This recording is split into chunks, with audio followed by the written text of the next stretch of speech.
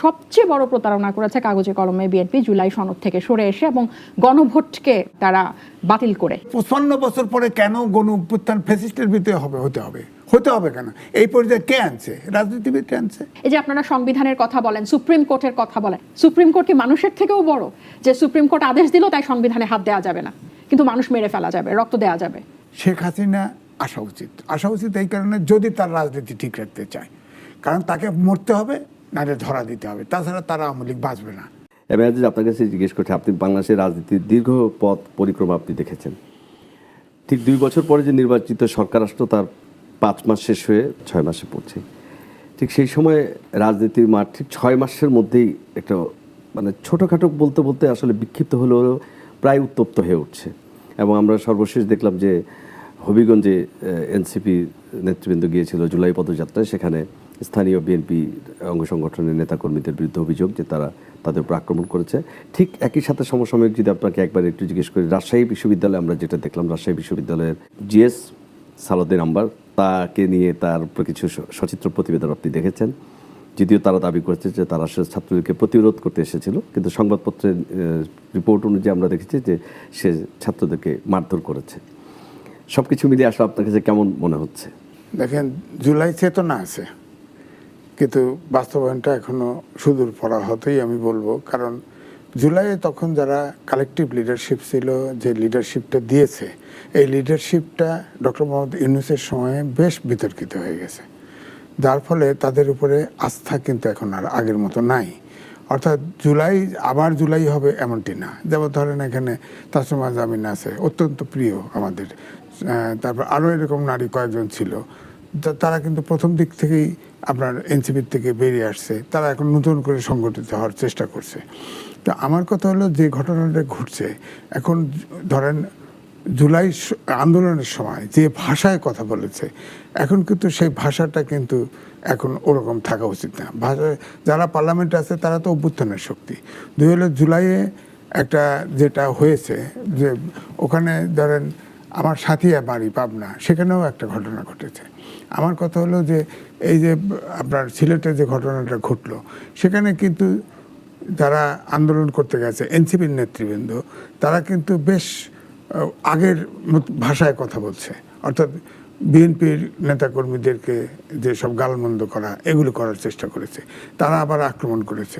আমি বলছি দুটোই ঠিক হয় নাই, কারণ তারা তো অভ্যুত্থানের শক্তি। বিএনপি, ছাত্রদল, যুবদল বলেন, আমিও তাদেরকে কিন্তু শেষে সবগুলো রাজনৈতিক, একমাত্র ফ্যাসিস্ট আওয়ামী লীগ ছাড়া সবাই তো এই মুভমেন্টে ছিল। যেমন ধরেন সর্বশেষ দাবি ছিল ফ্যাসিবাদের বিলোপ চাই। ওই মুহূর্তে কিন্তু মা, বোন, শিশু, মা কোলে করে নামছে সব সংগঠন। আমার বাসাটা স্ট্র্যাটেজিক জায়গায়, আমি খেয়াল করেছি সব রাজনৈতিক দল কিন্তু পরিচয়হীনভাবে সব কিন্তু এই অভ্যুত্থানে নেমে পড়ছিল, ছাত্র জনতা। সুতরাং ওটা তো অস্বীকার করা যায় না। কিন্তু এখন পার্লামেন্ট ইলেকশন হওয়ার পরে যেটা আপনি বললেন, পার্লামেন্টে অভ্যুত্থানের শক্তিই আছে, কিন্তু এদের ভিতরে মাইলেজ পাওয়ার একটা প্রবণতা কিন্তু আছে। সামনে ধরেন স্থানীয় সরকার নির্বাচন আছে, এই কারণে মাইলেজ পাওয়ার জন্যে এগুলো ধরেন এই যে জুলাই জাতীয় সনদ, সেখানে কিন্তু হাইকোর্টে একটা রায় দিয়েছিল, তারপরে সুপ্রিম কোর্টে আপিল করে বিএনপি। তখন বিএনপি খুব সমালোচিত হয়েছে যে আপিল করলো কিন্তু সুপ্রিম কোর্ট আবার রায় দিয়েছে। রায় দিয়ে আপনার মৌলিক যে বাধা, যেমন 7-এর ক, অর্থাৎ মৌলিক কোনো ইস্যু সংস্কার করা যাবে না, সংশোধন করা যাবে না, সেগুলো কিন্তু সুপ্রিম কোর্ট বাতিল করে দিয়েছে। তারপরে অন্তর্বর্তীকালীন সরকার রেস্টোর করছে, গণভোট রেস্টোর করছে, এবং জুলাই চার্টার সহ অন্য আইন, নীতি, আদর্শ, এগুলো সব সংসদের হাতে ছেড়ে দিয়েছে। তো এখন আমার বক্তব্য হচ্ছে, আন্দোলন যদি আপনি করেন, তাহলে সুপ্রিম কোর্টের রায়কে আপনি বলেন যে প্রথমে সুপ্রিম কোর্টের রায় মানি না, কারণ এখন অপোজিশন যেটা সেই আগের জায়গায় আছে, যে না ওই সংস্কার পরিষদ করতে হবে। আর বিএনপির অবস্থান হচ্ছে যে তারা এখন কিন্তু ওই রায়ের অনুকূলে যেতেছে, আগের জায়গার থেকে কিন্তু বিএনপি সরেছে।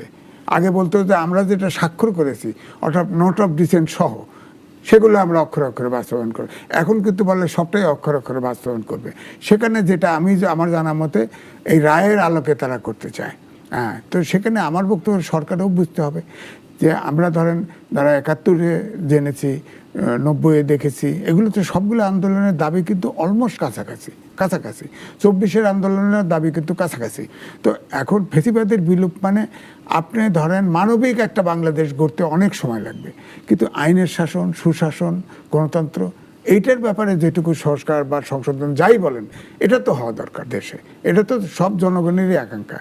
আওয়ামী লীগ থাকতেও তো যে আন্দোলনগুলি হয়েছে মাঝে মধ্যে, ধরেন এই যে বিএনপি আন্দোলন করছে, গুম খুন, জামাত রাস্তায় বেরোতে পারে নাই, গুম খুন সবাই হয়েছে, নির্যাতিত হয়েছে।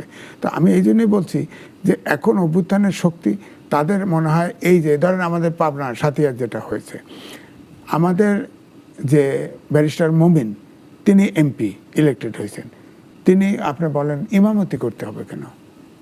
উনি এটা পলিটিক্যাল অংশ হিসেবে হয়তো যান কিনা জানি না, মসজিদে মসজিদে ইমামতি করতে যান। আরেক জায়গায় যেতে নিয়েছে, ওই সাইদ আবদুল্লাহ উপদেষ্টা হয়েছে না, তার এলাকায় যেতে নিয়েছে, ওখান থেকে বাধা দিছে। মসজিদ কমিটিতে সে আসবে কেন? যেতে পারে না। বুঝতে পারছি, মানে এই জুলাইয়ের শক্তির মধ্যে একটা বিভক্তি এবং তারা একে অপরের আসলে এখন প্রতিদ্বন্দ্বী হয়ে উঠছে এবং নিজেরই মাইলেজ যাচ্ছে। ডক্টর তসলিমা, আপনি যে জুলাই আন্দোলনের আপনারা প্রত্যক্ষদর্শী এবং অগ্রভাগের সৈনিক, যে এনসিপি ছিল এবং এনসিপি থেকে আপনারা যদি এখন সরে এসেছেন আদর্শিক কারণে, কিন্তু সার্বিক অবস্থা আপনার কি মনে হয়? আপনার সহ আলোচক যেটি বলছিলেন যে জুলাই এই ফ্যাসিবাদ বিরোধী শক্তিটাই এখন সংসদে রয়েছে, এবং সেই সঙ্গে যদি আপনি কিছুদিন আগে একটা টক শোতে আমি দেখছিলাম, আপনি বলছেন যে এটা একটা সমঝোতার একটা সংসদ হচ্ছে, যে যেমন চাইছে, আপনার সমঝোতার সংসদ চান নেই, কিন্তু তারপরও তাদের মতো এই বিভক্তি কেন এবং এই হঠাৎ এরকম উত্তেজনা বা এই ভাষার যে ব্যবহার, এখন আমরা ব্যবহার বলুন অপব্যবহার, এবং এটা কি নতুন বাংলাদেশের সংস্কৃতি হবে কিনা? ধন্যবাদ আপনাকে, আমার সহ-আলোচক দর্শকদেরকেও শুভেচ্ছা। আমি যদি গতকালের ঘটনাটা বলি, বা আপনি যেটা দিয়ে শুরু করলেন যে উত্তপ্ত, আমার কাছে মনে হচ্ছে এটা অপ্রয়োজনীয় আসলে এই সময়ে এসে। মানে একটা 17 বছরের ছেলের চোখ উপড়ায় ফেলার মতো ঘটনা পরিস্থিতি বাংলাদেশে এখন এই অবস্থায় আছে কিনা, ইভেন পুলিশের সাথেও নারী রাজনীতিবিদ সংসদ সদস্যদের একটা হাতাহাতি ধস্তাধস্তি হয়েছে, তো এই সিচুয়েশনটার আসলে দরকার কিনা এখন, এটা আমার কাছে বোধগম্য না। সো বিএনপির সরকার গঠনের পর এটা সত্য যে সংসদে যারা ছিল সবাই ফ্যাসিবাদ বিরোধী, কিন্তু এখন তো মানে আপনার রাজনীতি মানে স্বাভাবিক নির্বাচনের পরে আপনারা যেভাবে বলেন যে নির্বাচিত প্রতিনিধি আসার পর নির্বাচনের পর সংসদ বসেছে, সো 5 মাসের মধ্যে এটা একেবারেই কাম্য না। এখন কেন আমরা ভাষার ব্যবহার, অনেকের কাছে অধ্যত্ত লাগে যে এই ভাষার ব্যবহার এখন এখানে দরকার নাই, হয়তো আমি অনেকটা এখানে অ্যাগ্রি করি, কিন্তু একটা কথার জবাব আপনি তো রক্তের বদলে দিতে পারেন না, আপনি কথার জবাব কথা দিয়ে দেন। এই জুলাই গণ অভ্যুত্থানের পরে এটা বোঝাটা তো খুব কঠিন কিছু না যে একটা নতুন প্রজন্ম রাজনীতিতে আসছে, আমি বয়সের দিক থেকে বলছি না, একটা চেঞ্জ তো হয়েছে, এটা বিএনপি না বোঝার মতো কিন্তু আসলে কোনো কিছু না। এবং ক্ষমতার মেরুকরণ তো থাকবে এখন, এটা তো খুবই স্বাভাবিক। আমি গতকাল অনেককে বলতে শুনলাম যে BNP is choosing their opposition, যে তরুণদেরকে টার্গেট করছে, ধরেন জামাতকে না করে তরুণদেরকে টার্গেট করছে। সো এইটা চুজ করার বা টার্গেট করারও একটা পন্থা আছে। বিএনপির কিন্তু আজিজ ভাই যেটা বলছিলেন যে তারা অক্ষরে অক্ষরে পালন করবে জুলাই সনদ, বিএনপি মানে এটা আমি একদম গত 4 মাসে মনে হয় এই নিয়ে প্রত্যেকটা বার আমি এই কথা বলি, সবচেয়ে বড় প্রতারণা করেছে কাগজে কলমে বিএনপি জুলাই সনদ থেকে সরে এসে এবং গণভোটকে তারা বাতিল করে, এখন পর্যন্ত তো সেটা বাতিল, এবং এটা পুরো ডকুমেন্টেড আছে। যারা নির্বাচনের আগে তারা গণভোটের পক্ষে ভোট চেয়েছে, জুলাই সনদে তারা নোট অফ ডিসেন্ট সহই সবার আগে সাইন করেছে, কিন্তু সেখান থেকে তারা সবার আগে সরে এসেছে। এই যে 90-এর আন্দোলন বললেন, 3 জোটের রূপরেখা বললেন, সো সব কিছুর থেকে এবং জুলাই সনদ পর্যন্ত বিএনপি একই রকম আছে। আমরা যখন অনেকে বিএনপিকে যখন ওই ফ্যাসিস্টের পথে হাঁটছে বলে, তখন বিএনপি মাইন্ড করে যে কেন আওয়ামী লীগের সাথে তাদেরকে তুলনা করা হচ্ছে, কারণ আপনারাই সেই সিমটমগুলো দেখাচ্ছেন। আর সমঝোতার এই কথা আমি এই কারণে বলি, জামাতের কিন্তু পারফরমেন্স ভালো না অ্যাজ অ্যান অপোজিশন, এটা একদম মানে কি বলবো, খুবই ভিজিবল। এবং 24 ঘন্টার মধ্যে গণভোটের বাতিল হয়ে যাবে এবং জুলাই সনদের আলোচনা কমপ্লিটলি নাই হয়ে যাবে, সংবিধান সংস্কারের আলোচনা কমপ্লিটলি নাই হয়ে যাবে, এটা জামাতকে আস্থায় না নিয়ে বিএনপি করেছে বলে অন্তত আমি মনে করি না। এনসিপি কি সেটা বুঝে? সে হয়তো বুঝতে পারে। আপনি শুরুতে বলছিলেন যে এনসিপি, যখন জুলাই গণ অভ্যুত্থান হয় তখন কিন্তু এনসিপি ছিল না, আমরা অনেকগুলা মানুষ, বিভিন্ন মত দলের মানুষ অনেক দিক থেকে এনসিপিতে এসেছিলাম। সো আপনি এনসিপিকে জুলাই গণ অভ্যুত্থানের নেতৃত্ব দানকারী সমর্থক হিসেবে আমি মনে করি না। জুলাই এর নেতৃত্ব দিয়েছে প্রত্যেকটা ছাত্র সংগঠন, সেটা একটা কমন ব্যানারে, বৈষম্য বিরোধী ছাত্র আন্দোলন। সেখানে শিবির অংশ নিয়েছে, ছাত্রদল অংশ নিয়েছে, অন্যান্য যে ছাত্র সংগঠনগুলো ছিল সেখান থেকে সাধারণ শিক্ষার্থীরা অংশ নিয়েছে, আমরা নাগরিক সমাজ থেকে আমরা অংশ নিয়েছি, শিক্ষকরা নিয়েছে, ডাক্তাররা নিয়েছে, ইঞ্জিনিয়ার নিয়েছে, এই যে বললো ঘরের গৃহবধূ, সবাই ওই ব্যানারে আমরা অংশ নিয়েছি। সো এটা শুধু ওখান থেকে নেতৃত্ব অনেক কয়েকজন এনসিপি করেছে, এটা একটা ঠিক, যে গণ অভ্যুত্থানের পরে প্রথম রাজনৈতিক দল হিসেবে এসেছে। সো আমি ওটা মানতে রাজি না। কিন্তু আপনি যখন সেই সিমটমগুলো আবার দেখাবেন, পুরনো সিমটমগুলো, এবং 5 মাসের মাথায় এটা কতটুকু জরুরি।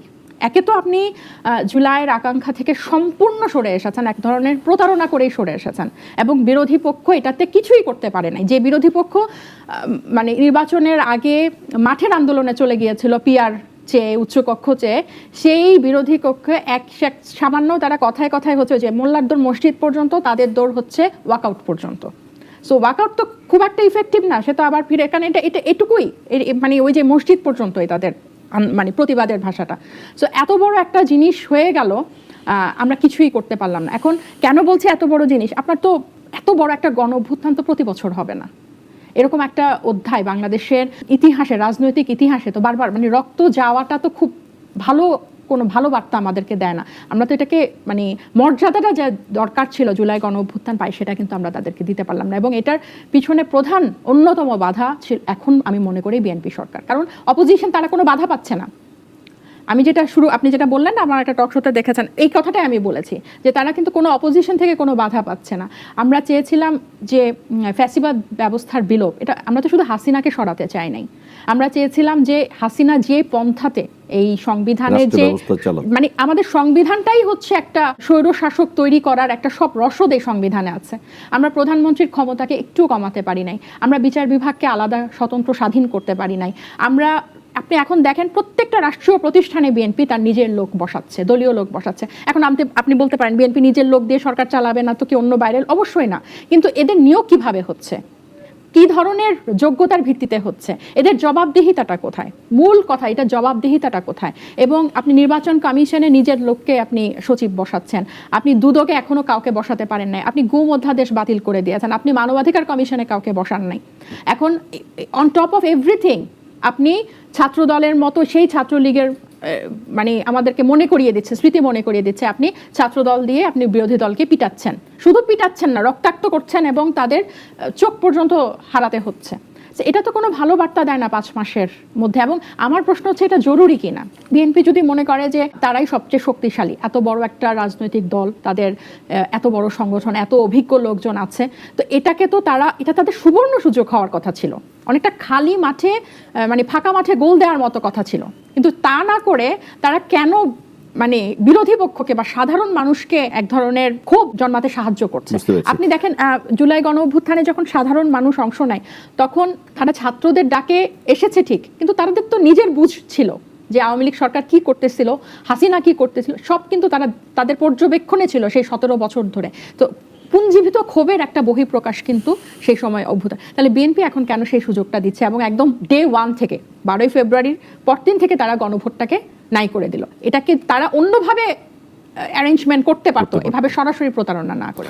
আজ ভাই সহ আলোচক অনেকগুলো বিষয় তুললো যে এই 5 মাসের মধ্যেই তো এই প্রত্যাশিত এই সিচুয়েশন আর পরিস্থিতি আসলে দরকার ছিল। সরকার যেহেতু বিএনপি ক্ষমতায়, ফলে তার দায়ভার বেশি। আমি এই প্রশ্নের উত্তর দিবেন, এর সাথে আমি একটু যোগ করে আপনাকে জিজ্ঞেস করি যে এটা আপনি বলছিলেন যে ধরেন এটা একই বিষয়, নিশ্চয়ই আমি তাজদুবার কাছেও জানতে চাইব। অবশ্যই প্রতিবাদের ভাষা থাকবে, আক্রমণাত্মক থাকবে, রাজনীতির মাঠ গরম করা থাকবে, কিন্তু ধরেন যে কিশোরগঞ্জে অ্যাডভোকেট ফজলুর রহমান, তিনি সেখানকার একজন সাংসদ, দীর্ঘদিনের বর্ষিয়ান রাজনীতি, সেখানে গিয়ে যদি আমি ইন্ডিভিজুয়ালি বলি যে তারেক রহমান এই সবাইকে শান্তি দিয়েছে, কিন্তু আপনাদের কিশোরগঞ্জবাসীর উপরে ফজু পাগলাকে চাপিয়ে দিয়েছে। যদি আমি ধরেন মির্জা ফখরুল আলমগীর এলাকায় গিয়ে বলি যে উনি রাষ্ট্রপতি হতে চায়, কি মর্যাদায়, কোন হিসেবে, উনি তো একজন মন্ত্রণালয় সামলাতে, উনি একটা ব্যর্থ মানুষ, 5 মাসের মতো ওনাকে ব্যর্থ করে দেয়া হচ্ছে। বা তারেক রহমানকে যদি বলে যে আপনাকে কিছু কার্ড দেওয়া হবে, একটা চান্দাবাজ, একটা দালালবাজ বা চাঁদাবাজি এবং লাল কার্ড, তো তখন হয় কি মানে, বা ধরেন যে জিকে কাউসে এলাকায় গিয়ে যখন হবিগঞ্জে বলা হলো যে তাকে সম্পর্কে গালমন্দ হয়েছে, তখন তার কিছু সমর্থক এমনকি হয় যে তখন তাদেরকে নিয়ন্ত্রণ করা কঠিন হয়, স্থানীয়ভাবে তারা তখন সংক্ষুব্ধ হয়, বা এনসিপি কি আসলে এরকম সংক্ষুব্ধ পরিবেশ তৈরি করতে চাচ্ছে নাকি তারা এটা আসলে এখন থেকে এস্টাবলিশ করতে চাচ্ছে? না, ধন্যবাদ আপনাকে। তাদের ওরিয়েন্টেশনটাই এটা, যারা বক্তৃতা দিতে চায় ওখানে। আমি দেখলাম যেমন সার্জিসের হাতে ব্যান্ডেজ দেখলাম, আসলে তো হাতে ভাঙে নাই তো, এটা ব্যান্ডেজ লাগায় দেখানো হয়েছে পরে। হ্যাঁ, পরের দিন দেখলাম যে ব্যান্ডেজটা হ্যাঁ, লাগানো হয়েছে। তো এই জন্য বলছি প্রথম তো ব্যান্ডেজ ছিল না। আমার বক্তব্য হচ্ছে যে আপনি বলেন ফজু পাগলা বলা হয়, ফজলুর রহমান, সে ছাত্রলীগের প্রেসিডেন্ট ছিল, বিএনপিতে উপদেষ্টা। সে যে যার কারণে সে মব সন্ত্রাসের সম্মুখীন হলো, ওই টকশোতে তার সাথে আমি ছিলাম। আমি তাকে আমার সিনিয়র, তাকে আমি রেসপেক্ট করি। আমি তাকে বলেছি ব্রেকে, একটু কাচ্চা বাচ্চা বললেন না, কাজই চুপ করেন। কারণ ওটা হচ্ছে কি, তাকে ওই দিন প্রতিবাদ, অর্থাৎ যখনই ৭১ নিয়ে প্রতিবাদ করবেন তার মাথা কিন্তু পুরোপুরি এলোমেলো হয়ে যায়। ৭১টা তো ওন করতে হবে। যে কাই বল, ধরেন আমার সামনে যদি ৭১ অন বিরোধিতা করে কথা বলে, সমালোচনা করে, আমি কিন্তু এখানে একটা ছোট্ট জিনিস জিজ্ঞেস করি। আমি কিন্তু এখন পর্যন্ত তরুণ ছাত্র নেতৃবৃন্দকে কখনো ৭১-এর বিরোধিতা করতে আমি কিছু শুনি নাই। আপনি কি কখনো শুনেছেন তারা কি বলেছে যে আমরা ৭১-কে মানি না বা ৭১-কে মুছে দিব? ৭১-কে ইনিয়া বিনিয়া জামাতি ভাষায় অনেক কথা বলেছে, তবে জামাতের পরক থেকে পরিষ্কার এও বলা হয়েছে ৭১-এর প্রজন্ম নিকৃষ্ট প্রজন্ম। এই কথা যখন জামাতের নেতৃত্বে বলছে, এই জন্য আমি বলছি যে এখন যে ধরেন আপনি যে ভাষাগুলি উচ্চারণ করলেন, এটা তো স্বাভাবিক, যার সমালোচনা করবে সে তো প্রতিবাদ করবেই। এখন কিশোরগঞ্জে যা যদি ওই ভাষা ইউজ করে, এখন সে নির্বাচিত, এত কিছু বাধা বিপত্তির পরেও তো ফৌজি পাগলা উপাধি দেওয়ার পরেও কিন্তু সে জিতেছে। এখন ধরে নিতে হবে তার সমর্থক বেশি আছে। এখন ওখানে যা যদি ফজু পাগলা করে আক্রমণ শুরু করেন, তো তার অনুসারীরা তো আক্রমণ করবে।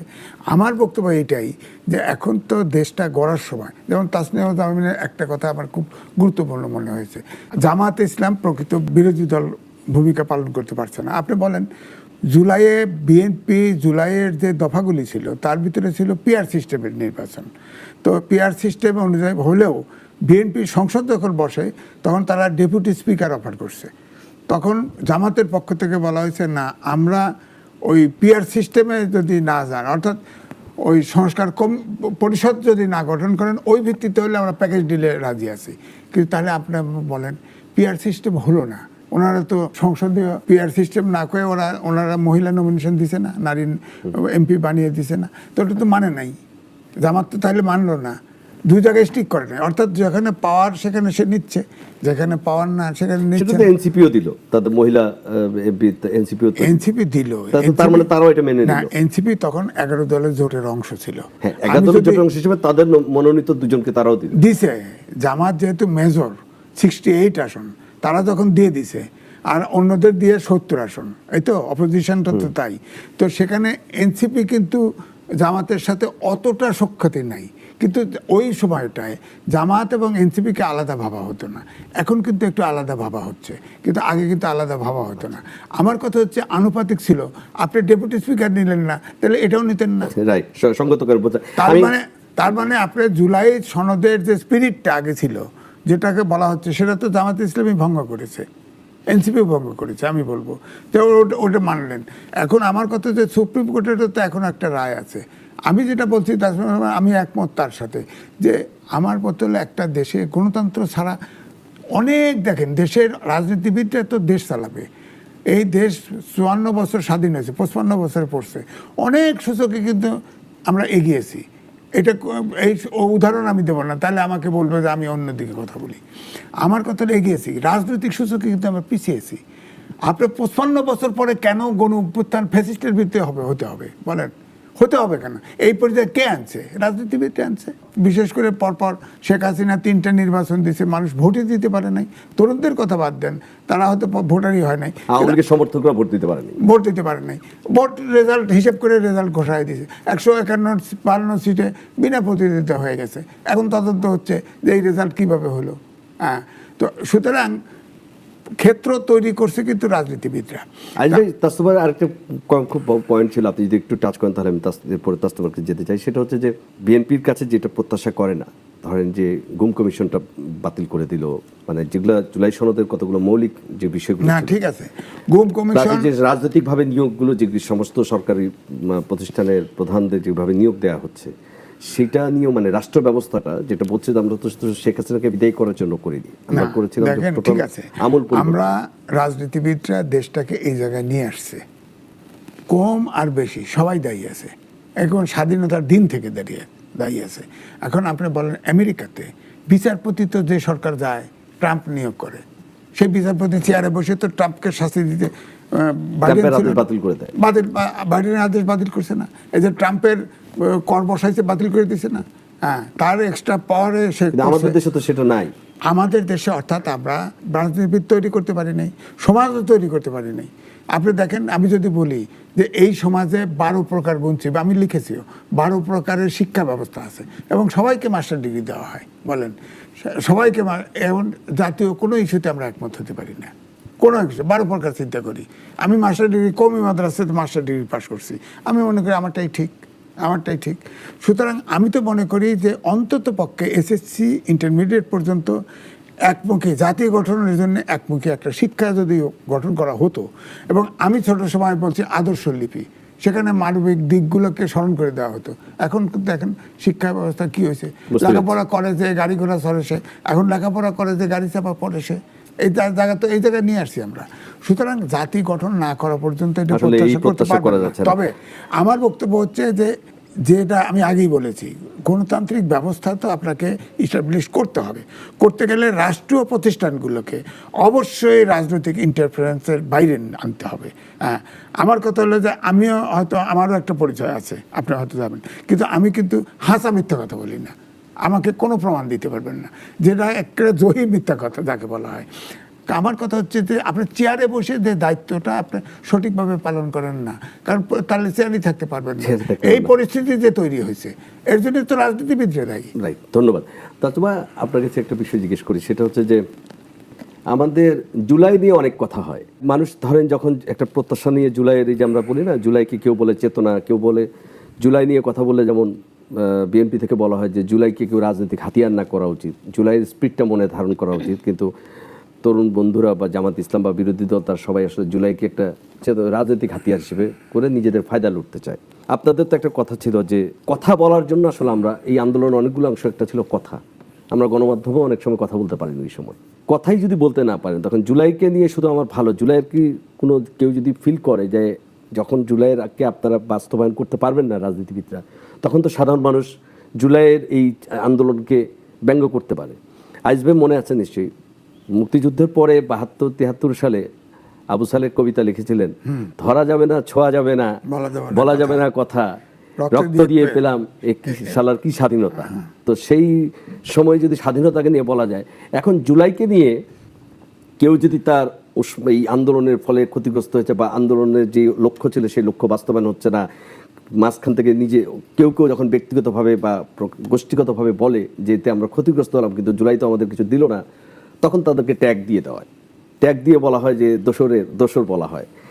এইটা আসলে কি আপনি তো ধরেন তরুণ প্রজন্মের প্রতিনিধি এবং আপনারা আপনাদের যদিও আপনারা এখন এক একজন এক এক আদর্শে আছেন, আপনার কি মনে হয় এইটাও কি আসলে ঠিক কিনা? মানে আমি আমার মতামত, স্বাধীন মতামত ব্যক্ত করতে পারবো কিনা, আপনার মতের সাথে আমার মতের দ্বিমত হতেই পারে, কিন্তু আপনার সাথে আমার মতের দ্বিমত হলে আপনি আমাকে গালবন্ধ করবেন, সেটাও কি আসলে জুলাই স্পিচ সাপোর্ট করে কিনা?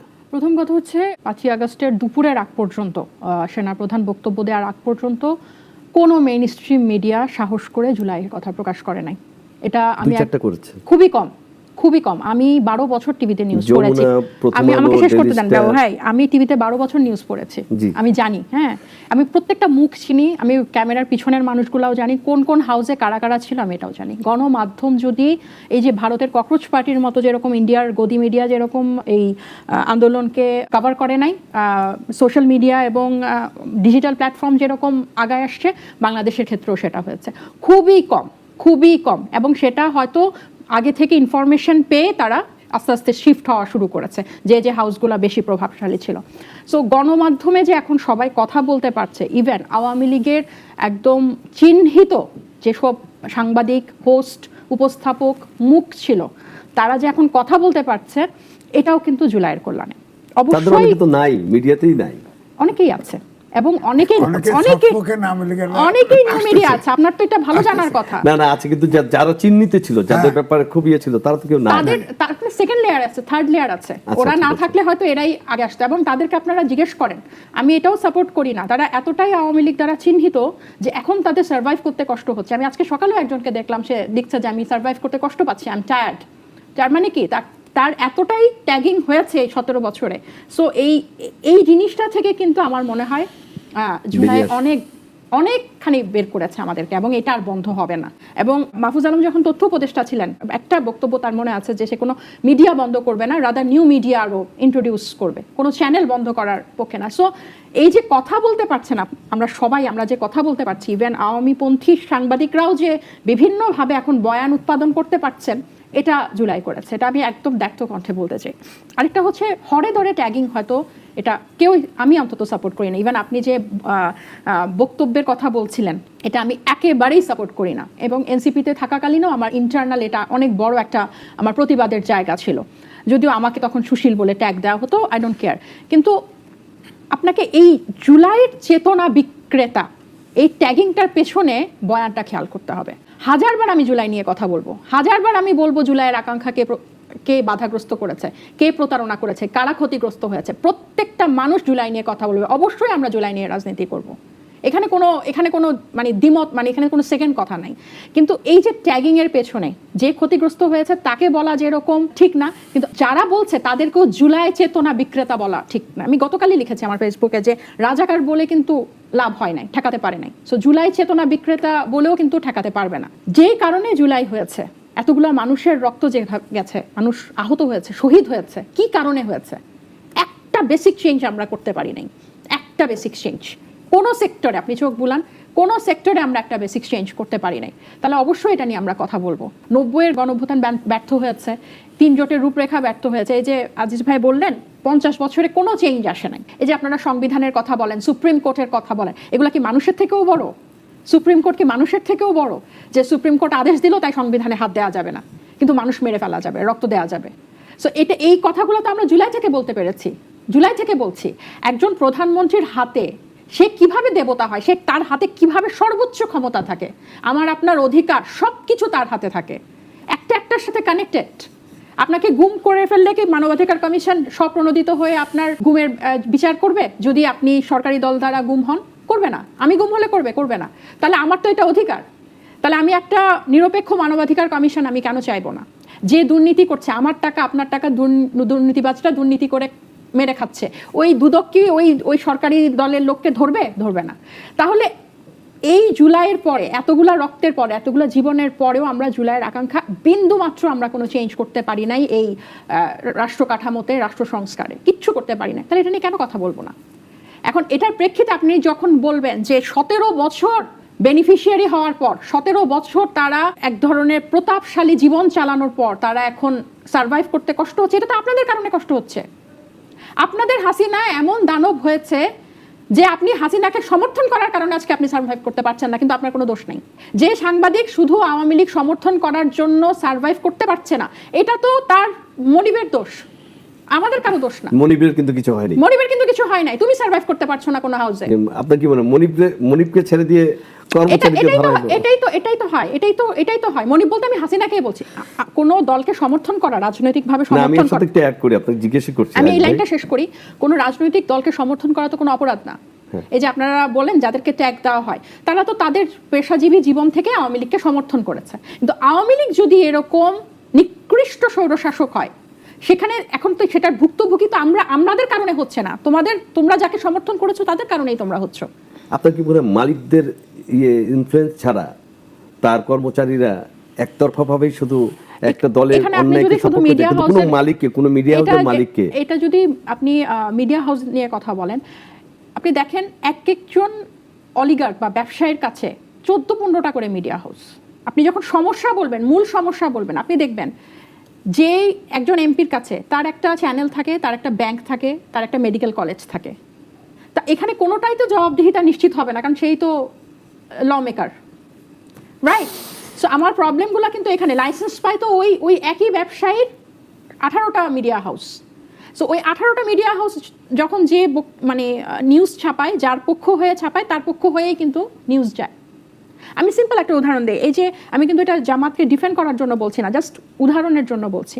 জামাতের একজন এমপির একটা ভিডিও বিতর্কিত হয়েছে, বিএনপির একজন প্রতিমন্ত্রীর ভিডিও বিতর্কিত হয়েছে, কোনটার প্রচার বেশি হয়েছে? জামাতেরটার হয়েছে। Definitely, right. তাহলে এই সমান কিন্তু জাস্টিস হলো না। এটা আমি জাস্ট আমি এটা উদাহরণ, এটা দিয়ে আমি এখন বিএনপির প্রতিমন্ত্রীর ভিডিওটা আপনাকে একটু বলি। এটি এখন পর্যন্ত মানে প্রমাণিত হচ্ছে না যে এটি কি অরিজিনাল না এআই দিয়ে, কারণ হচ্ছে ভিডিওটা যেভাবে করা, আমি অনেকগুলো ফ্যাক্ট চেকারে এটাকে এআই না এটা আমি দেখেছি। আজকে আসতেছে নিশ্চয়ই আপনার কথা যুক্তি আছে যে এটা আমি কিন্তু এটা एग्जांपल হিসেবে দেখছি। আমি এই ধরনের নোংরা টপিকে, আমি যেহেতু রাজনীতি করছি সব টপিকে কথা বলতে হয়, ভেরি আনফরচুনেট।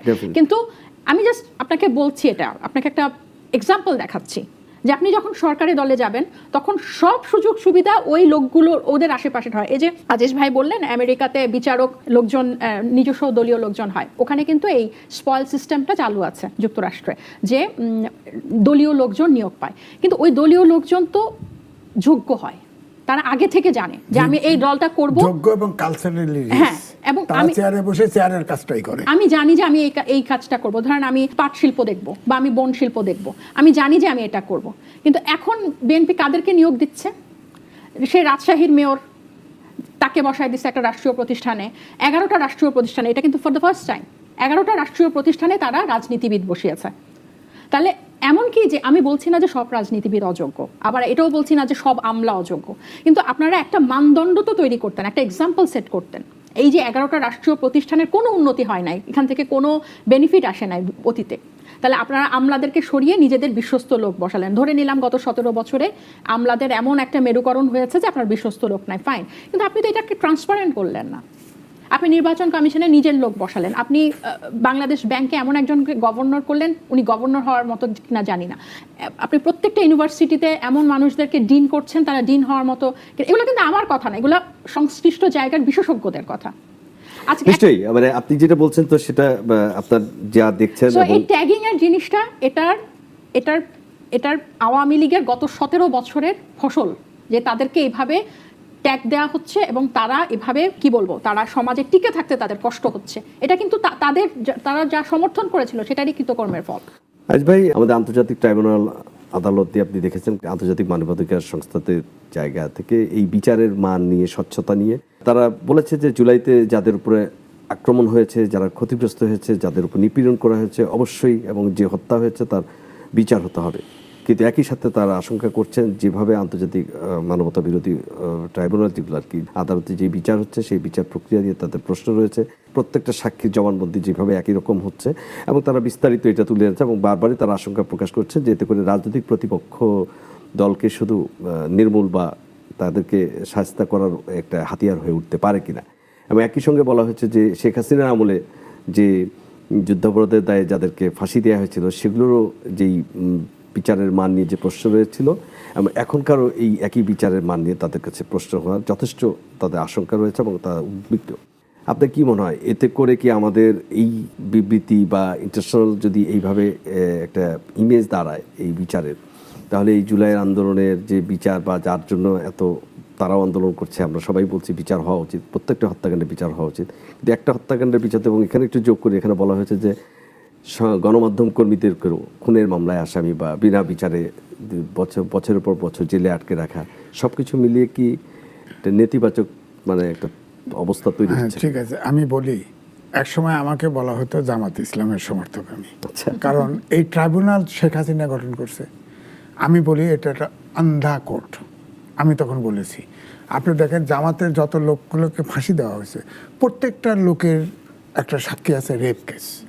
তখন আমি বলতাম যে সব জামাতের নেতা রেপ করছে, ওর ভিতরে আমার আত্মীয়ও ছিল, ফাঁসি হয়েছে। আমি বিশ্বাস করতে পারবো না এগুলো হয়েছে, কারণ ট্রাইব্যুনাল হচ্ছে শেখ হাসিনার করা। ওখানে অডিও, ভিডিও, দেখাশোনা, টেলিফোনের ভয়েস, যত প্রকার রাজসাক্ষী, যত প্রকার সাক্ষী অনুমান করা যায় সবটাই ওখানে গ্রহণযোগ্য। সুতরাং একবার ট্রাইব্যুনালে ঢুকলেন আর বেরোতে পারবেন না, আপনাকে আটকানোর সকল রকম যন্ত্র ওখানে তৈরি করা আছে। এমনকি আপনি দেখেন কাদের মোল্লার যে ফাঁসি হলো, কাদের মোল্লার তো যাবজ্জীবন হয়েছিল। শাহবাগ মোড়ে একটা ইয়ে বসানো, গণজাগরণ মঞ্চ বসানো হলো, হ্যাঁ, বসিয়ে দেখেন তাদের খাবার দেওয়া হলো, সব দেওয়া হলো, সাপ্লাই দেওয়া হলো। তখন ওই ট্রাইব্যুনালের আইন বদল করে আপিল করার বিধান চালু করে তাকে ফাঁসি দিয়ে লটকায় দেওয়া হলো। এইটা হলো ট্রাইব্যুনাল। সুতরাং এই ট্রাইব্যুনালে যে বিচারটা, তবে আমি সাংবাদিকদের কথা বলি যে আমাদের সাংবাদিক যারা আছে তাদের ভিতরে এই যেটা তাজমা জামান আগে বলেছে না, আমি কিন্তু নীতিগতভাবে মনে করি যদি কারো রাজনীতি করার ইচ্ছে থাকে রাজনীতিতে চলে যান, কারণ এদেশ তো ওরকম গঠন তৈরি হয় নাই যে আমাকে বিচারপতি নিয়োগ করলে আমি চেয়ারের মতো করে কথা বলবো, ওই রকম জাতি গঠন করতে পারি নাই। আমি বলবো যে তখন ফ্যাসিস্টের সময় আমাদের সাংবাদিকরা মানে 10 স্টেপ ফরওয়ার্ড চলছে, যেটা সাংবাদিকদের ভূমিকা হওয়া উচিত নয়। আমার কথা এখনও বক্তব্য আমি বরাবরই বলি যে রাজনীতিবিদ যদি হতে চান বাধা নেই, যান, কারণ সমস্ত ঘটনা নেই। আপনি রাজনীতিবিদ হাসিনা সবগুলো প্রেস কনফারেন্স খুলে দেখেন, প্রভোগ করা হয়েছে তাকে, এবং সেটা করেছে সাংবাদিকরা। আমার কথা হলো সাংবাদিক ফৌজদারি অপরাধের উপরে উঠবে না। কেউ যদি ফৌজদারি অপরাধ করে তাকে আপনি বিচার করেন, কিন্তু সেটা অবশ্যই সাধারণ কোর্টে করেন, ট্রাইব্যুনালে নয়। ট্রাইব্যুনাল এটা হলো একটা আন্ধা আইন আমি মনে করব। অর্থাৎ ট্রাইব্যুনালে ঢুকলে যে কাউকে ঢুকানো যায়, আমাদের দেশে দোয়ার বলে সেনেন কিনে ধান খেতে বাদে ঢোকা যায়, বেরোতে পারে না মাছ, হ্যাঁ। সুতরাং এইটা তা আমার কথা হলো যারা যে সাংবাদিকদের নাম ট্রাইব্যুনালে এসছে তারা কিন্তু দায়ী, এটা ঠিক। কেউ কেউ আবার দুর্নীতিতে ইনভলভ, হ্যাঁ, তাদের ওই সত্য ওইটাই বিচার করুক, ট্রাইব্যুনালে ঢুকানোর তো অর্থ হয় না আমার বক্তব্য। যেমন ধরেন আমি একটু এক্সপিরিয়েন্স বলি, আমি 1980 সালে অবজারভারে ঢুকেছি, তখন কিন্তু হামিদুল্লাহ চৌধুরীকে পেয়েছি। হামিদুল্লাহ চৌধুরী মালিক, সে সারা পৃথিবী জুড়ে স্বাধীনতার বিরুদ্ধে প্লেনে ঘুরে বেড়াইছে, ফরেন মিনিস্টার ছিল পাকিস্তানের। সে 8টা বছর অবজারভারে ছিলাম, একটি নিউজের ব্যাপারে ইন্টারফেয়ার করে নাই নিউজ সাংবাদিকরা, এবং অবজারভার স্বাধীনতার পক্ষে ছিল। ওখান থেকে ডেইলি স্টারে গেছি, ডেইলি স্টারে 8 বছর ছিলাম। বিশ্বাস করেন এই 8 বছর লতিফুর রহমান মালিক ছিল, তার চেহারা আমি দেখিনি। হ্যাঁ, ওখানে SM আলী ফাউন্ডার এডিটর ছিল, উনি যা করতেন তাই। ওখান থেকে টেলিগ্রাফ ইনকলাব থেকে বের করেছিল, ইংরেজি পত্রিকা, অল্প দিন চলছে, সে আবার আর একটা উদ্দেশ্যে বের করছিল। যাই হোক, সেই টেলিগ্রাফে তখন এরশাদ সরকার, পরে এরশাদ সরকার ওই টেলিগ্রাফ হাউসটা মোদারের সেনের পয়সা দিয়ে হয়েছে, ওটা কেড়ে নেওয়ার চেষ্টা করছে। তখন ওই মৌলানা মান্নানকে খুনি রাজাকার বলে বক্তৃতা আসতো, ওইটা ইনকলাবের ফার্স্ট পেজে 1 পেজ ছাপা হতো, 1 লাইন, আর তার পক্ষে আর একটা সে আনতো, আর 1 লাইন ছাপা হতো। আপনি বলেন এই মালিকগুলো দিতে পারবেন আমাকে? এই জন্য আমি লিখেছি এবং আমি বলি, এখন সংবাদপত্রের স্বাধীনতা দেওয়া, মিডিয়ার স্বাধীনতা দেওয়া মানে মালিকদের স্বাধীনতা দেওয়া। মালিক এখন সাংবাদিক নাই। এখন বাংলাদেশে যতই আপনি এখানে কাজ করেন, মালিক যা করবে তাই শুনতে হবে। আমি তো এই কালচারে কিন্তু সাংবাদিকতা আগে সেটা আসলে তো ঘটেছে অনেকগুলো, কিন্তু আমি যেটা আপনাকে জিজ্ঞেস করতাম যে ইন্টারন্যাশনাল মানে হিউম্যান রাইটস ওয়াচ যে আমাদের এই বিচার ব্যবস্থাটাকে বলেন, ইউনিসেফ বলেন, হিউম্যান রাইটস, এরা আবার স্টেটমেন্ট দেওয়ার জন্য বয়ে থাকে, ইস্যু খোঁজে। আপনি দেখেন অনেক ইস্যুতে দিয়ে দেয়। আমার কথা হলো আপনার নিজে চোখ দিয়ে দেখতেছেন, দেখেন এটার যে বিচারটা হচ্ছে, এটা আমি মনে করবো যে বিশেষ করে যারা পেশাজীবী তাদেরকে আপনি ট্রাইব্যুনাল না দিয়ে সিআরপিসি ইয়েতে। আমি শুধু একটা জায়গায় বলি, আমরা গণমাধ্যমে আপনি বলছেন যে সবাইকে চেনেন, মনে করেন যাদেরকে হত্যা মামলা আসামি করে যেভাবে রাখা হয়েছে, যেটা ব্যারিস্টার সারা হোসেনও বলেছিল, যেগুলো তো একটা উচ্চ আদালতে টিকবে না। উচ্চ আদালতে টিকবে, কিন্তু তাদের অপরাধ যেটা, সেই অপরাধে কারো দুর্নীতি আছে, সেই দুর্নীতিতে ট্রাইব্যুনালে ঢুকাতে আমি অডিট। আমার কথা হলো সাংবাদিকদের সমন জারি ছাড়া গ্রেপ্তারের বিপক্ষে আমি। আগে কোর্টে যাবে, তার ভিতরে অভিযোগ আসবে, অভিযোগ তদন্ত হবে, প্রমাণিত হলে তাকে সিআরপিসি আছে সেইভাবে তাকে অভিযুক্ত করবে, তার জেল হলে জেল হবে, ফাঁসি হলে ফাঁসি হবে, আমার আপত্তি নাই। কিন্তু আপনি গায়ে পড়ে তারে একজনের দিয়ে যে সাংবাদিক ধরে নিয়ে গেলেন, তারপরে তাকে একটা মামলা দিয়ে দিলেন। হ্যাঁ, একজন সাংবাদিককে আপনি ট্রাইব্যুনালে ঢুকানোর সাথে সাথে তো সেটাই আমি বলবো যে এখন একটা সম্পূর্ণ ট্রাইব্যুনালের ইচ্ছায় নির্ভর করবে। কারণ ট্রাইব্যুনালের যে সাক্ষী প্রমাণ গ্রহণ করা হয়, তাতে করে একটা লোককে ট্রাইব্যুনালে ঢুকালে ট্রাইব্যুনাল থেকে বেরোনোর কোনো শক্তি নাই। বুঝতে পারছি, ধন্যবাদ। আমি এই প্রশ্নটা একটু বলি, এই যে আপনি নিশ্চয়ই ফারজানা রূপার শাকিল ওনাদের কথা বলছেন, এটা নিয়ে আমি অনেকবার, এখানে হয়তো বলা হয় না, আমরা অনেকবার বলেছি যে তাদের বিরুদ্ধে যে স্পেসিফিক অভিযোগ, হ্যাঁ, দুর্নীতির অভিযোগ হোক, যে অভিযোগ হোক, এবং তারা তো আওয়ামী লীগ হাসিনাকে একদম সরাসরি, এখানে তো কোনো মানে দ্বিমত নাই আমাদের। সো ওই পারপাজে তাদেরকে আসলে মামলা দেয়া হোক, তাদের শাস্তি হোক, দুর্নীতি, মানি যাই হোক, লন্ডারিং, হ্যাঁ, যা আছে। যা করা হোক, কিন্তু হত্যা মামলা ডেফিনেটলি এটা হয় কি তাদের অপরাধটাকে উইক করে, আসলেই। ওয়েটটা কমাই দেয়। হ্যাঁ, সো এটা এখন আপনার বাংলাদেশের রাজনৈতিক সংস্কৃতিটাই আসলে প্রতিহিংসার উপর আসলে স্থাপিত। যদি কোনোভাবে আওয়ামী লীগ বিতাড়িত না হতো, বেঁচে থাকতো, সেম জিনিসই আওয়ামী লীগ একই উল্টাভাবে হতো, করতো, একই হতো। আরো নৃশংসভাবে করতো, খুবই খারাপ হতো। হ্যাঁ, কারণ ওনাদের 17 বছরের বা বিশেষ করে শেষ 5-7 বছরের যে নৃশংসতা বিভীষিকাময়, সেটা যদি তারা এভাবে উৎখাত না হতো, তারা আরো খারাপ করতো। আপনার আমার জীবন মানে পুরাই বিনাশ নাই হয়ে যেত। সো হ্যাঁ, ডেফিনেটলি তাদের বিরুদ্ধে হত্যা মামলা দেওয়া তাদের আসল অপরাধকে আসলে অনেক হালকা করে। আমি শুধু 2টা নাম বললাম, আমরা নিশ্চয়ই আরো এরকম অনেকগুলা নাম বলতে পারি যাদের নাম পপ আপ হওয়া মাত্র আমাদের স্মৃতিতে অনেক কিছু ভেসে উঠে। হ্যাঁ, তাদের দৌড়াতেই পুরা এই গণমাধ্যম বলেন বা পুরা মিডিয়া জগৎটাই নিয়ন্ত্রিত হতো, এবং আমরা সেটা দেখেছিও 5 আগস্টের আগে সাংবাদিকরা কিভাবে হাসিনার কাছে গিয়ে মানে ধন্না দিয়েছে, বা তার এই নির্বিচারে যে সে মানুষ মারছে, এটা তো আমাদের চোখের সামনে। খুবই দুঃখজনক। এখন ধরেন তাসলিমা জামিন যা বললো, আমি যা বলছি, এখন যদি ট্রাইব্যুনাল মনে করে আমাকে ঢুকাই দিবে, ওনাকে ঢুকাই সম্ভব। ট্রাইব্যুনাল এমন একটা জিনিস, আমাদের ট্রাইব্যুনালের বিপক্ষে বলছি না, আমাদের 2জন আসামি করে দিতে পারে। ট্রাইব্যুনালের আইনে ট্রাইব্যুনালে ঠিক আছে, তো শেখ হাসিনাই করছে ওই ট্রাইব্যুনাল। এখন 1974 সালে স্পেশাল পাওয়ার অ্যাক্ট, 15ই আগস্টের পরে মোস্তাক যত লোককে জেলে নিছে তার 80% ছিল 1975 সালে স্পেশাল পাওয়ার অ্যাক্ট। এখনো সেই আইন বলবৎ। অর্থাৎ একটা লোককে আপনাকে সন্দেহ করবে, ধরে নেবে, ধরে নিলে সরকার না ছাড়লে সে কোর্টেও যেতে পারবে না। অর্থাৎ সবসময় কালো আইন সব সরকার পছন্দ করে। আপনি যেটা বলছিলেন যে তার সময় যে গুম খুন এটা বন্ধ করার বিষয়ে গণমাধ্যমে দেখছি যে ব্যারিস্টার আন্দারুল রহমান পার্থ বলছিলেন যে 5 মাসের সাথে 17 বছরের সরকারকে তুলনা করতে গিয়ে বলেছেন যে আমি তো দেখি এই সরকার অনেক ভালো, কোনো গণমাধ্যম কোনো গুমের ঘটনা ঘটেনি, কোনো ব্যাংক লুটের ঘটনা আসেনি। কোন একটা টকশোতে একজন বলেছিলেন যে গুম করে নাই, কিন্তু গুম অধ্যাদেশকে গুম করে দিয়েছে। হ্যাঁ, আপনি দেখেন ব্যাংক লুট করেনি, মানে ওনারা সবচেয়ে বেশি, বিএনপি সবচেয়ে বেশি নির্যাতিত, এবং এই হাসিনার এইসবের গুমের বা তার যে এক্সট্রা জুডিশিয়াল কিলিং এসবের শিকার কিন্তু, রাইট। এবং আমি আজকে এটা অন রেকর্ড এটা আমি বলতে চাই, মায়ের ডাকের যে তুলিয়াপা উনি এখন এমপি, বিশ্বাস করেন ওনার সামনে এই গুম অধ্যাদেশ বাতিল, এটাকে আমি আমার ব্যক্তিগত পরাজয় মনে করি। এটা আমাদের অনেকের ব্যক্তিগত পরাজয়, যে ওনার যে অবদান, ওনার যে আওয়াজ, সে আওয়ামী লীগের সময় আমরা তখন কিন্তু যার যার পেশায়, যার যার আবাসে আরামে ছিলাম, কিন্তু উনি রাজপথে ছিলেন। আজকে ওনার সামনে গুম অধ্যাদেশ বাতিল হওয়া, আমি এটা বললাম তো, এটা আমাদের ব্যক্তিগত পরাজয়।